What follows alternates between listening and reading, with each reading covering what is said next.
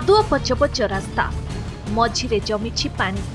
ए हेउछि Cuttack बडम्बा block खुंटकटा केचेरा Sahir दृश्य। रास्ता अवस्था अत्यंत शोचनीय। रास्तारे बड़ बड़ गर्त सह कादुआ पचपचरे यातायात करिबा मुस्किल होई पडुछि। प्रतिदिन पिलामाने ए रास्ता दे स्कूल को यातायात करुछंती।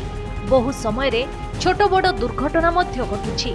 आ वर्षा दिने रास्ता कादुअरे परिणत हेउथिबा बेले जीवा आसिबा करिबा एक प्रकार ठप होई जाउछि। पथचारी कर्मचारी स्कूल छात्र छात्री और गाड़ी चालक नाही नथिबा असुविधार सम्मुखीन हेउछंती। आमर एठी रास्ता काम होउनी असुविधा कादुआ होईची। सरपंच वार्ड नंबर जहाँ को कुहा होउची से परिहास करछंती।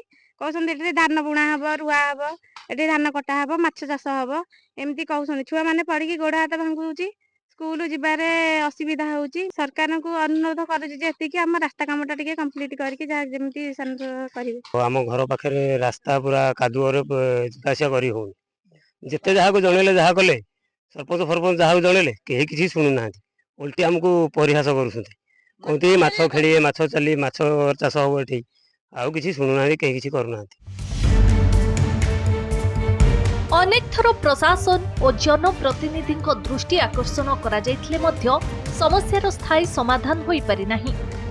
संपृक्त विभाग किंबा प्रशासन पक्षरु कोनोसी पदक्षेप निया जाउ नथिबारु जन असंतोष बढ़िबाकु लागिछि।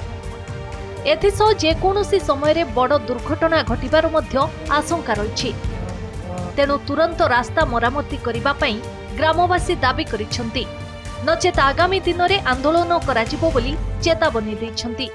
तेबे ए नै विभागीय अधिकारी को पचारिबारु कैमेरा आगरे मुह खोली नांती।